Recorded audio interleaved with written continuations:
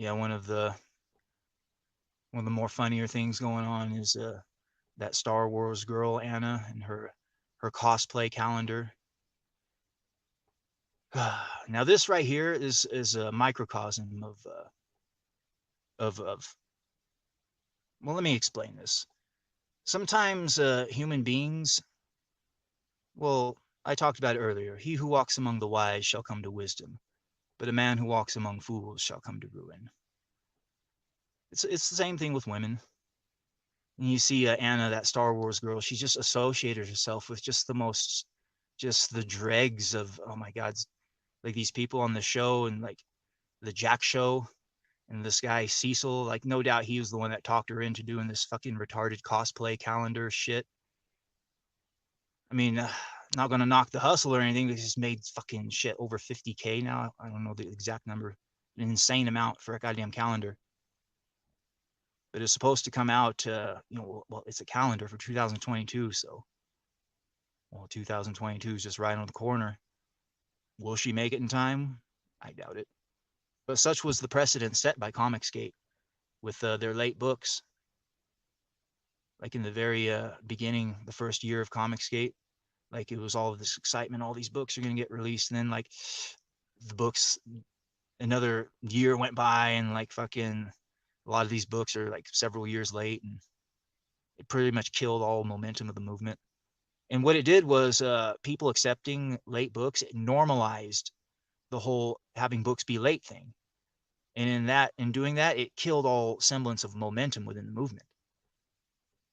And now the only people that are actually making any money off of the movement are the ex-industry professionals, basically, because those are the only people that are trusted now.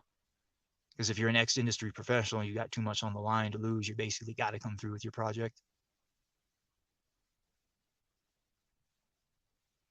But yeah, this Anna associating herself with these fucking loser idiots, it's turned her into a joke. She's gonna become a fucking lolcow before it's all said and done.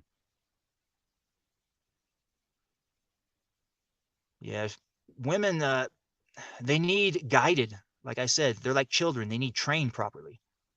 And you look at Anna, that Star Wars girl. She's basically like a woman child. You can tell she never had no strong male influence in her life. Hell, here recently, I guess this guy Cecil, this fucking idiot Cecil and her boyfriend, they're at a goddamn strip club, and I guess the Yellow Flash was there too, Yellow Cuck, as he's commonly referred to. But I guess at this strip club, some random stranger comes up and grabs Anna's crotch right in front of all these guys. And instead of like grabbing the guy by the throat and knocking him out, like they all sit in there and just laugh at it. It's like, Jesus Christ, if some asshole would have did that to one of the strippers, you want to know what happened?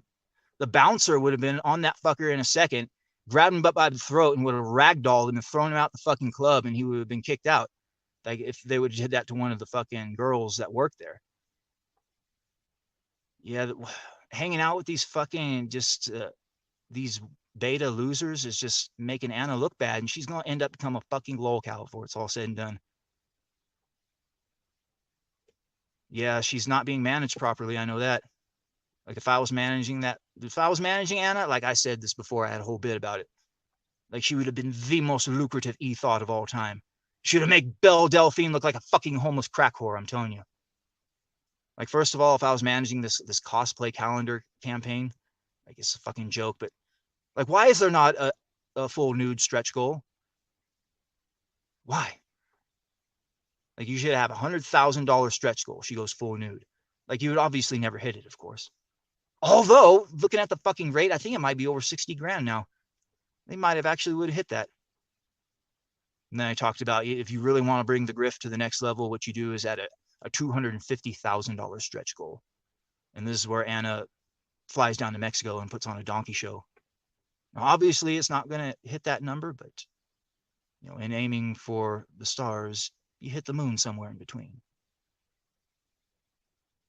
But yeah, this fucking clown Cecil, he would take all of his cash grab money and fund the fucking donkey show tier. That's what would happen. Yeah, this guy Cecil, he's so simped out. Like I talked about him in my show last week, how he tries simping out on this. Basically, a crack whore who allowed herself to get cream pied by her gay friend. Like he simped out on this girl, and he couldn't even fucking get any puniti, and she just ghosted him and shit. Like this guy is a fucking joke and a half, and he's basically the mascot of Comicsgate, like their idol, their golden calf. Oh boy. Yeah, I think one of the reasons Anna might be doing this cover bullshit is I think she senses the wall closing in. And what she wants to do is document how she looks while she can for the day 10 years down the road when she eventually starts doing online dating to find somebody, when she eventually dumps the fucking loser she's with. But at that point, you know, she's post wall, and any man worth a shit's not going to want anything to do with her. But anybody who has ever done the online dating knows that the women, they like to use older photos. That's for sure. Yeah, I used to do the online dating way back in the day. I used to do it all: the Tinder, the Plenty of Fish, the J Date. I did it all. Yeah, some of these bitches, boy, you look at them in the pictures, and then you meet them in the real life, like, holy shit, wait a minute, you look like a completely different person. Then you remember her photo in her trip to New York. The Twin Towers were still in the background. Like, oh, wait a minute, now it makes sense. Yeah, one of the worst things that a woman can do in online dating is advertise herself as pre-wall when the reality is she's post-wall. Boy, there's nothing worse than that. When you're, looking through a woman's profile, she's all of her pictures are pre-wall. You message her, blah blah blah. You end up meeting up, and then as soon as you look at the bitch, you're like, oh no, she's post-wall.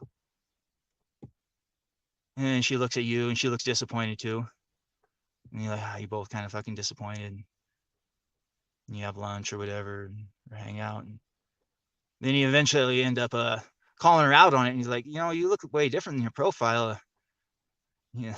And she looks at you, is like, well, you're not 6'2". Like, yeah, bitch, I lied about me. I lied about 2 inches. You're at least 75 pounds overweight and fucking 10 years older than your goddamn pictures. The only reason I lied about that is because women don't even look at a man like he's human if he's less than 6'2". No shit. You can't even be 6 foot anymore. You got to be at least 6'2". Like the old rules, they've changed. Like, it used to be a thing called the 80-20 rule. It's not that way anymore. It's now 97-3.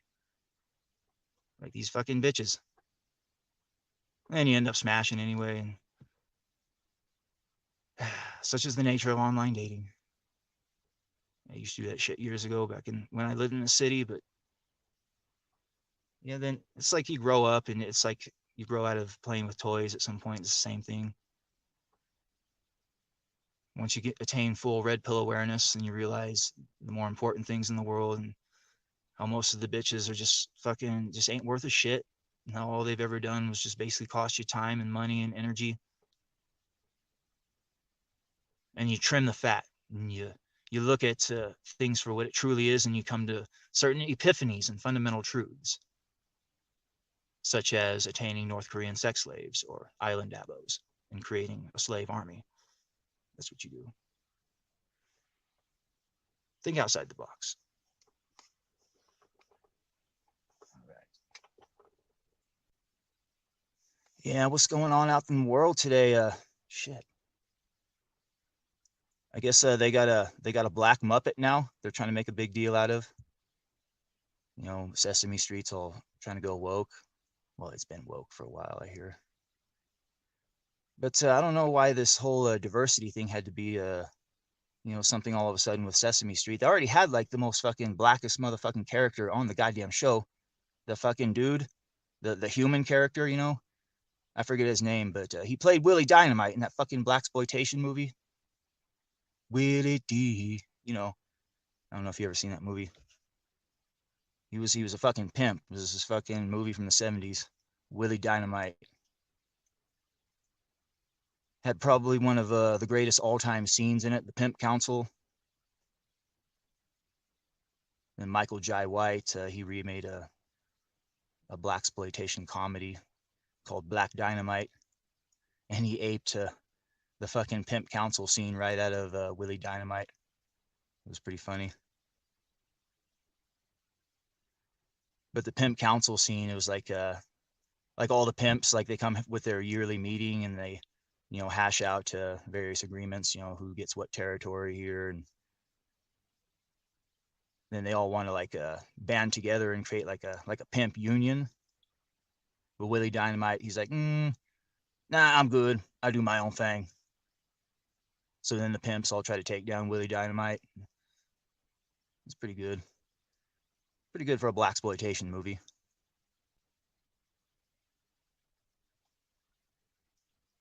Yeah, speaking of which, I was watching some world class bullshitters. It's the first time I've seen that in a long time. Long time. I hadn't heard old Jeff's voice in so long. And I almost didn't recognize his voice. I couldn't believe just how much more soy and effeminate he sounded. Like, well, I guess that's what you get when Jesse Milestone is your boyfriend. But yeah, I was watching them EFAP the Uche versus old Mr. H, whatever. And Uche starts taking his shirt off. It's like, oh god, it was bad. That was fucking embarrassing. He tried to slap his nuts on the table, I guess. Well, I tell you, if we ever get CG Con going, I'm telling you, we got to bring that ring. Somebody's got to bring a ring. Do like the CG fights. We got Uche versus Young Rippa. Get that one going. Mecca versus Micah. Well, you could put together quite a card, I'm telling you right now.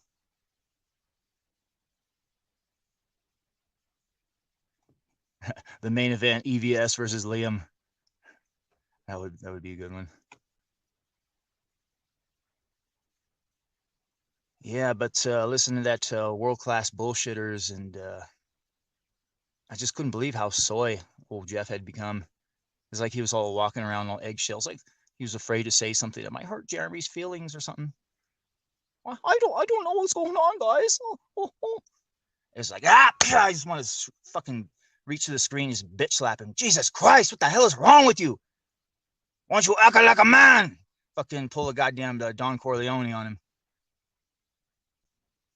Yeah, listening to that fucking world-class bullshitters on Tuesday. You could tell old Jesse Milestone was hovering over Jeff's shoulder. Fucking boy, that guy, I feel so sorry for him. She forced him to move to California, I bet. I don't even have to fucking, I know she did. He seems one of those types that would just let a woman dominate his life. Well, he was raised by a single mother, after all. What do you expect? Poor guy. Yeah, but looking back on world-class bullshitters, what it was, I mean, it was just a bunch of fat, drunk losers just talking about just stupid bullshit that I don't give two squirts of shit about. It's just, looking back on it now, just what a waste of time it was listening to that show. It was so long ago since I listened to it, though. But I feel fully justified. But what worries me is how people are actually still watching that. And it's like, fuck. Like, there's a thing called being led astray by a false prophet. And a lot of these people in the fandom menace, they are what's called false prophets. They are leading their people astray, so to speak, getting them hooked into a negative feedback loop.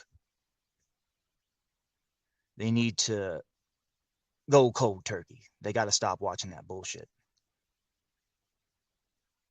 There's a whole slew of independent anything free of the influence of Hollywood that people can consume if they truly wanted to. It's all about breaking them of their cooming habits.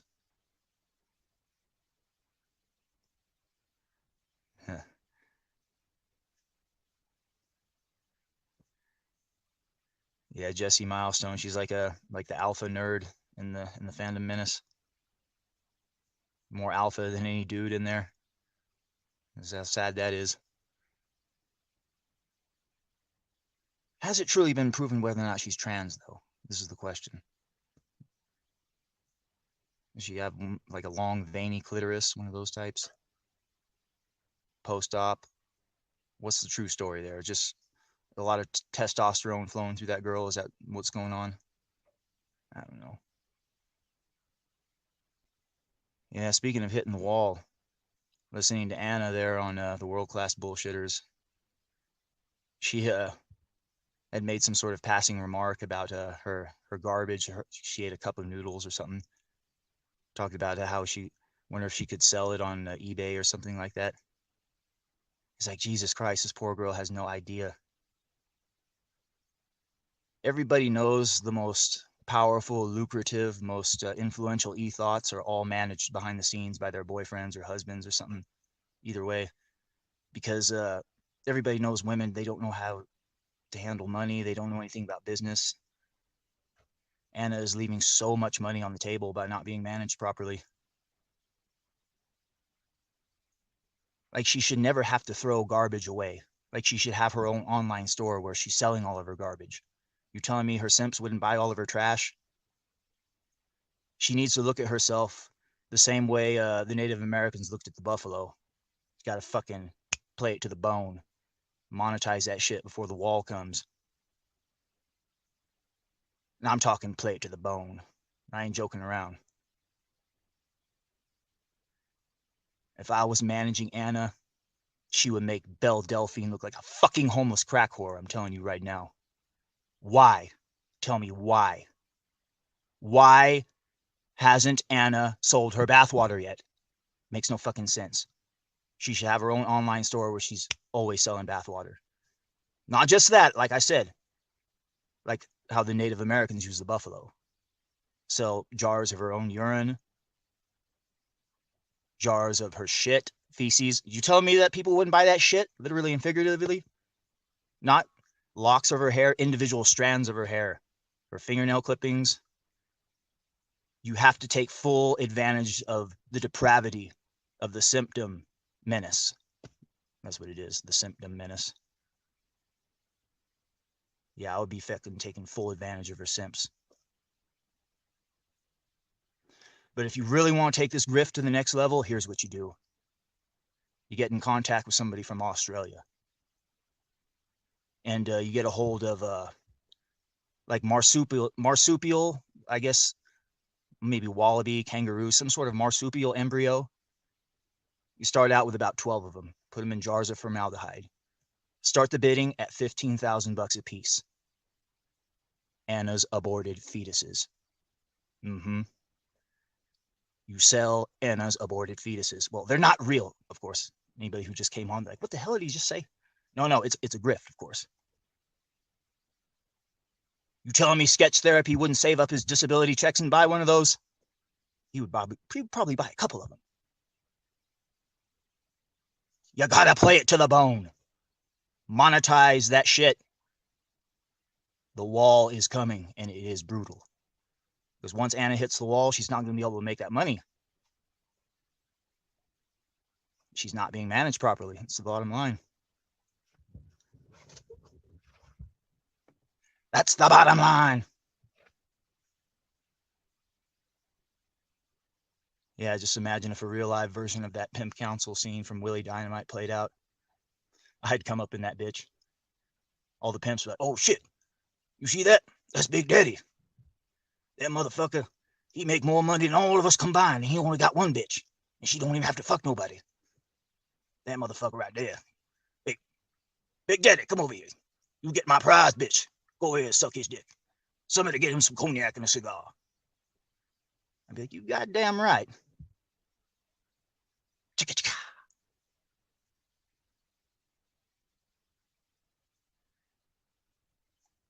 Hold on, let me get a drink. Feeling a little parched.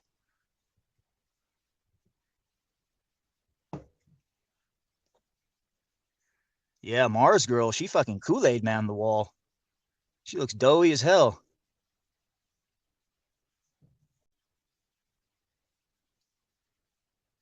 Well, you know I'm coming through. You know my soul won't lie to you. I said it is much easier to say upon the microphone like a boss DJ. I would walk up upon the sea like it was dry land. Boss DJ ain't nothing but a man. Welcome to the show. No trouble, no fuss. I know why. It's so nice. Wanna hear the same song twice. It's so nice. Wanna hear the same song twice.